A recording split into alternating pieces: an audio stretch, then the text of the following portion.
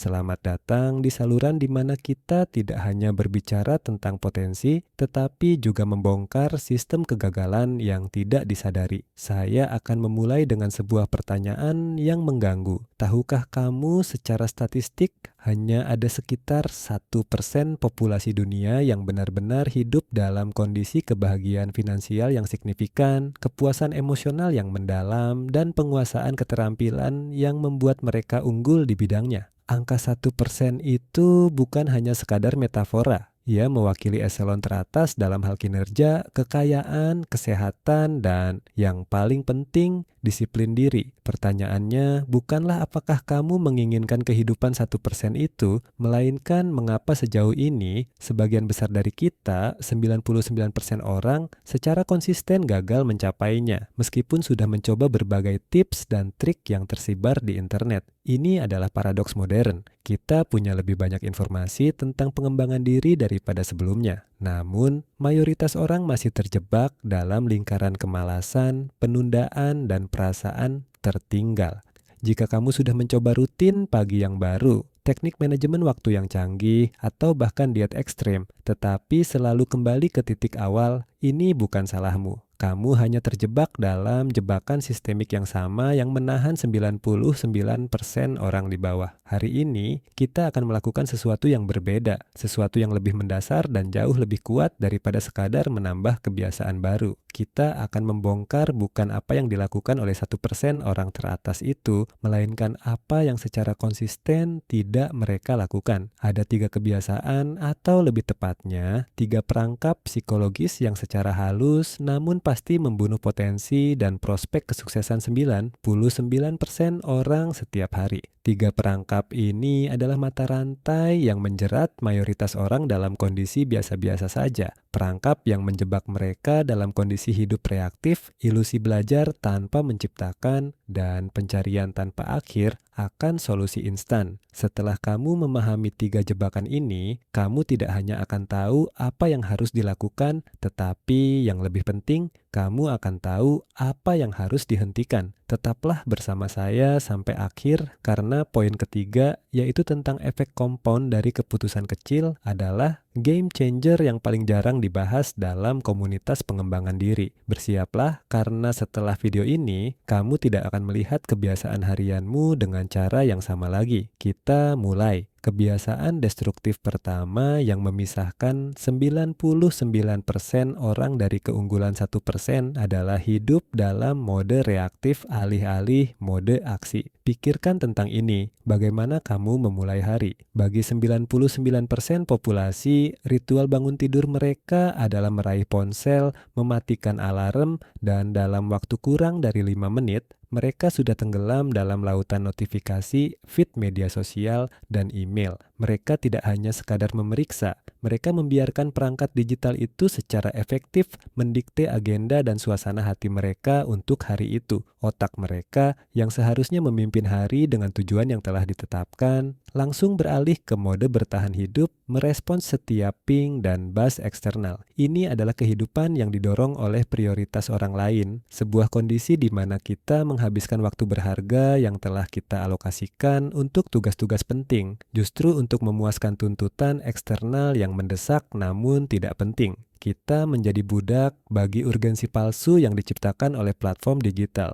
dan kita secara keliru menafsirkan kesibukan merespons ini sebagai produktivitas yang sebenarnya. Ketika kamu memulai hari dengan merespons email atau notifikasi, kamu telah memberikan kontrol mental dan energimu kepada orang lain. Kamu telah mengaktifkan siklus dopamin hit yang cepat, rasa puas yang singkat karena menyelesaikan sesuatu yang kecil, yang pada akhirnya menguras energi mental yang kamu perlukan untuk tugas yang lebih kompleks dan penting. Bagi 99% orang, ini menjadi kebiasaan kronis. Mereka duduk di meja kerja mereka, menunggu notifikasi baru muncul, merasa takut kehilangan sesuatu, fear of missing out atau FOMO, jika mereka tidak selalu terhubung. Mereka menghabiskan waktu kerja mereka dalam kondisi perhatian parsial berkelanjutan, suatu keadaan di mana fokus mental mereka selalu terbagi-bagi. Akibatnya, Akibatnya, mereka tidak pernah benar-benar masuk ke kondisi yang dikenal sebagai flow state, yaitu kondisi mental di mana seseorang tenggelam sepenuhnya dalam suatu aktivitas, menghasilkan pekerjaan yang sangat berkualitas. Orang yang tergolong 99% itu mengerjakan tugas penting, tetapi kualitasnya biasa-biasa saja, karena mereka tidak pernah memberikan fokus 100% yang mendalam. Mereka sibuk, tetapi tidak efektif. Lalu, apa yang dilakukan oleh 1% teratas untuk menghindari perangkap reaktif ini? Mereka menerapkan prinsip deep work, kerja mendalam yang didorong oleh aksi yang disengaja. Bagi mereka, pagi hari atau setidaknya blok waktu pertama yang paling berharga adalah zona bebas notifikasi. Mereka memblokir 2-4 jam tanpa gangguan. Fokus pada satu tugas terpenting yang akan memajukan tujuan jangka panjang mereka, yaitu tugas-tugas yang seringkali paling sulit dan menuntut. Mereka memahami bahwa untuk mencapai hasil 1%, kamu perlu menghasilkan output yang 1% lebih baik daripada yang lain. Dan kualitas output itu hanya bisa datang dari konsentrasi total tanpa kebisingan eksternal. Mereka tidak menanggapi handphone mereka. Mereka menjadwalkan waktu khusus di siang hari, mungkin 30 menit setelah makan siang, untuk menjadi reaktif, yaitu membalas email, telepon, atau pesan. Mereka tidak membiarkan dunia luar mengganggu pekerjaan penting mereka. Sebaliknya, mereka mengundang dunia luar hanya ketika pekerjaan penting mereka telah selesai. Intinya, 1% orang mengontrol masukan, input mereka agar mereka dapat memaksimalkan keluaran, output mereka, suatu praktik yang secara dramatis bertentangan dengan kebiasaan 99% orang yang hidup dalam ketergantungan konstan pada stimulus dan permintaan dari luar. Jebakan kedua yang sangat halus dan bahkan terlihat seperti kebiasaan baik adalah konsumsi informasi tanpa menciptakan output yang setara. Ini adalah kebiasaan yang saya sebut sebagai kebohongan zona nyaman. Bagi 99% orang yang ingin sukses, pengembangan diri seringkali disamakan dengan konsumsi tanpa henti. Mereka menghabiskan waktu berjam-jam setiap hari. Bisa jadi dalam bentuk mendengarkan podcast, membaca buku non-fiksi terbaru, mengikuti webinar, atau menonton video edukasi seperti ini.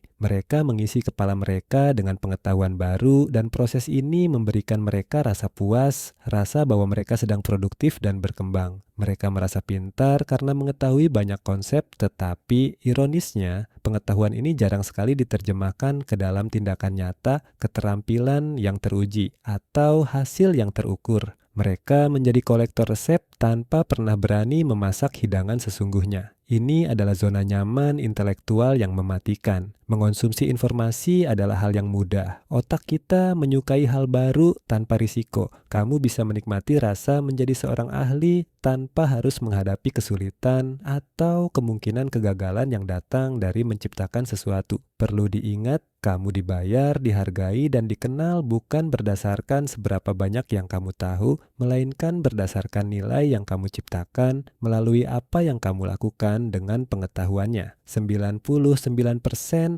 orang adalah konsumen setia yang tahu segalanya tentang bisnis, kesehatan, atau investasi. 1% orang adalah pencipta dan pelaku yang menggunakan sebagian kecil pengetahuan itu untuk membangun bisnis, mencapai kondisi fisik ideal, atau menghasilkan keuntungan finansial. Mereka memahami bahwa pengetahuan sejati tidak berada dalam proses memasukkan data ke otak, tetapi dalam proses mengubah data menjadi hasil nyata di dunia luar. Untuk melampaui kebohongan zona nyaman ini, 1% orang menerapkan the creator mindset atau pola pikir pencipta. Bagi mereka, setiap sesi belajar harus diikuti dengan sesi output yang disengaja. Mereka memandang belajar sebagai input yang harus diubah menjadi output. Misalnya, jika mereka membaca buku tentang pemasaran, mereka tidak hanya menyelesaikan buku itu, mereka segera menulis ringkasan yang mengajarkan konsep itu kepada orang lain. Atau yang lebih baik lagi, mereka menguji satu teknik pemasaran yang mereka pelajari pada proyek sampingan mereka.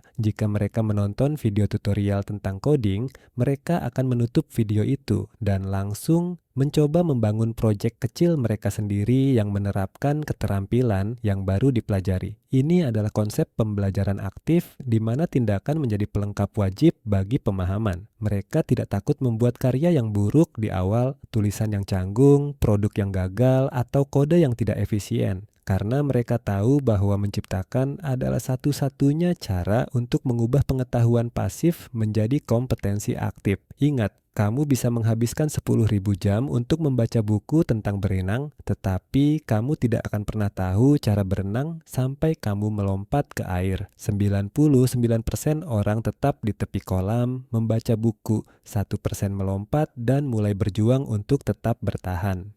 Dan inilah dia, kebiasaan paling fatal dan game changer yang menentukan garis pemisah antara 99% dan 1% yang sukses. Mencari solusi instan dan mengabaikan kekuatan compound effect. Mayoritas orang memiliki mentalitas short term fix atau perbaikan jangka pendek. Mereka didorong oleh siklus kegembiraan singkat. Mereka sangat termotivasi saat memulai, tetapi harapan mereka salah tempat. Mereka berharap melihat hasil besar dalam waktu singkat, seperti penurunan berat badan 10 kg dalam seminggu, peningkatan gaji 2 kali lipat dalam 3 bulan, atau kemahiran berbahasa asing dalam 30 hari. Ketika realitas menunjukkan bahwa kemajuan sejati itu lambat, tidak linier, dan membutuhkan kesabaran yang membosankan, mereka menyerah. Siklus ini sangat melelahkan, motivasi tinggi, tindakan ekstrem, hasil minimal, dan akhirnya rasa frustrasi dan pengembalian ke nol. Mereka selalu mencari trik atau rahasia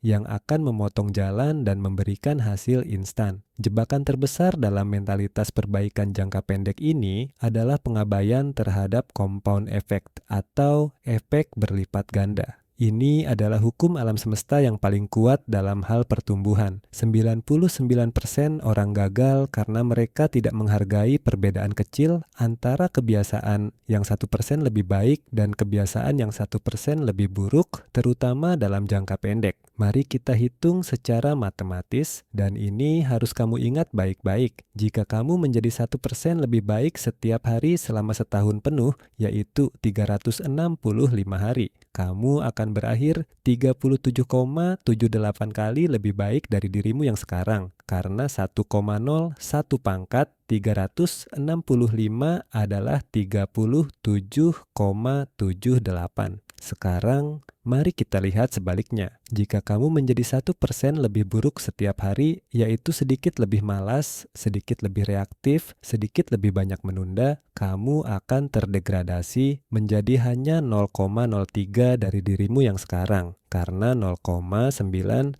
pangkat 365 adalah 0,03.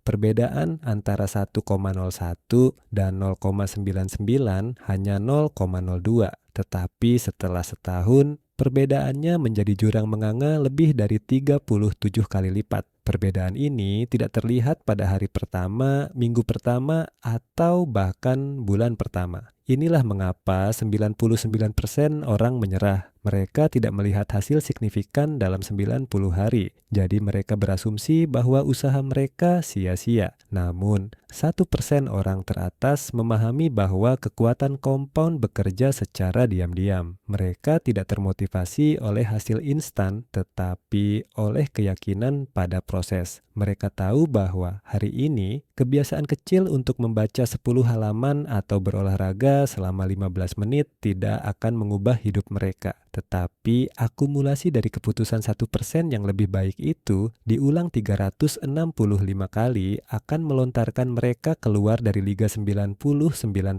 dan masuk ke dalam eselon 1% yang berkinerja tinggi. Mereka fokus pada sistem, kebiasaan harian 1% daripada tujuan hasil instan. Mereka mencintai kebosanan dan pengulangan karena di dalam kebosanan itulah daya ungkit terbesar sedang dibangun tanpa disadari oleh massa. Jadi, kita telah membongkar 3 perangkap yang menahan 99% orang dalam kondisi biasa-biasa saja. Pertama, hidup reaktif membiarkan notifikasi mengatur agenda, bukannya memimpin dengan deep work. Kedua, kebohongan konsumsi, menjadi kolektor informasi pasif alih-alih seorang pencipta yang menghasilkan output nyata. Dan yang ketiga dan yang paling krusial, mencari solusi instan, gagal menghargai dan menerapkan hukum compound effect dari perbaikan 1% yang konsisten. Kehidupan yang unggul bukanlah tentang melakukan 100 hal yang berbeda. Kehidupan yang unggul adalah tentang menghentikan 3 kebiasaan yang secara sistematis menghancurkan potensi besar dalam dirimu. Pintu menuju 1% tidak dijaga oleh IQ tinggi atau keberuntungan ekstrem. Pintu itu dijaga oleh disiplin untuk menghindari perangkap yang nyaman dan menarik perhatian yang diciptakan untuk 99%